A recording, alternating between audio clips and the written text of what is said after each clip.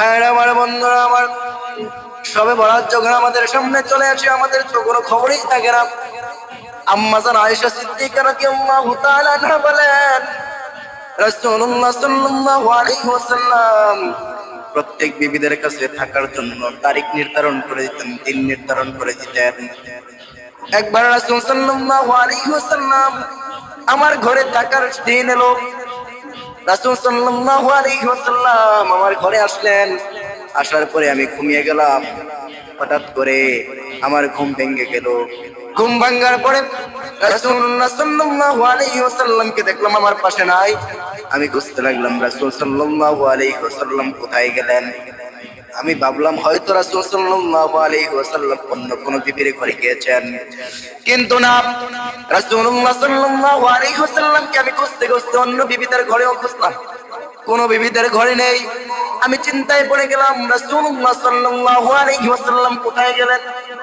আমি জান্নাতুল বাকিতে গেলাম, যাই দেখি আমার রাসূল সাল্লাল্লাহু আলাইহি ওয়াসাল্লাম জান্নাতুল বাকিতে সাহাবাদের কবর জিয়ারত করতেছেন, সাহাবীদের কবর জিয়ারত করতেছেন আর উম্মতের জন্য দোয়া করতেছেন।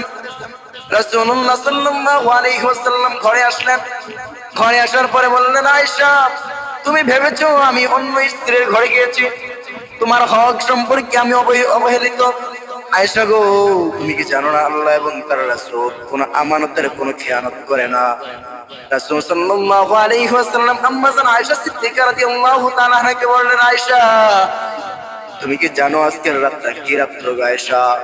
আজকের রাত্রে, আজকের এই রাতটার দাম কি, কত বেশি দাম আল্লাহর নিকটে। আয়েশা সিদ্দিকা রাদিয়াল্লাহু তাআলা আনহা বললেন, ইয়া রাসূলুল্লাহ, আজকের রাতটা কি রাত? আমার নবী বললেন, আজকের রাত্র হচ্ছে শবে বরাতের রাত্র। এই রাত্রিতে আল্লাহ তাআলা প্রথম আসমানে আসেন, এসে বান্দাদেরকে ডাকতে থাকেন, ও বান্দা আয় আয়, কার কি লাগবে আয়, আমার কাছে চাইতে থাক, আমি আল্লাহ তোদেরকে সব মনের আশা পূরণ করে দেব। আমার কাছে ক্ষমা চা, আমি আল্লাহ তোদেরকে ক্ষমা করে দেব। আমার কাছে রিজিক চা, রিজিকের পেরেশানিতে আছো, আমার কাছে রিজিক চাও, আমি তোমাদেরকে রিজিক দিয়ে দেব। তুমি চাকরির জন্য আবেদন করেছো, চাকরি হয় না, আমার কাছে চাও, আমি তোমাকে চাকরির ব্যবস্থা করে দেব। রাসূলুল্লাহ সাল্লাল্লাহু আলাইহি ওয়াসাল্লাম বললেন, আয়েশা, আমি কি তোমার থেকে কিছু সময় পাবো রে আয়েশা? আমাকে কি কিছু সময় দেওয়া যাবে? আয়েশা সিদ্দিকা রাদিয়াল্লাহু তাআলা আনহা বললেন, কেন গো ইয়া রাসূলুল্লাহ?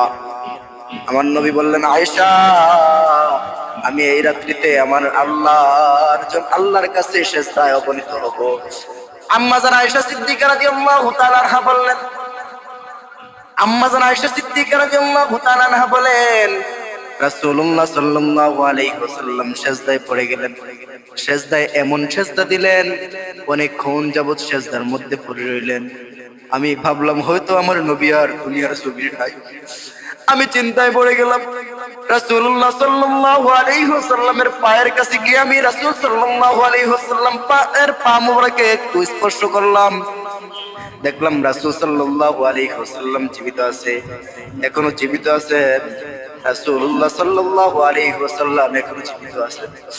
আজকে মুসলমান, রাসূলুল্লাহ সাল্লাল্লাহু আলাইহি ওয়াসাল্লামের সেজদার মতো একটা সেজদা আমাদের নেই। রাসূলুল্লাহ সাল্লাল্লাহু আলাইহি ওয়াসাল্লামের নামাজের মতো এক ওয়াক্ত নামাজ আমাদের নেই। রাসূলুল্লাহ সাল্লাল্লাহু আলাইহি ওয়াসাল্লামের রোজার মতো একটা রোজা আমাদের জীবনে নেই।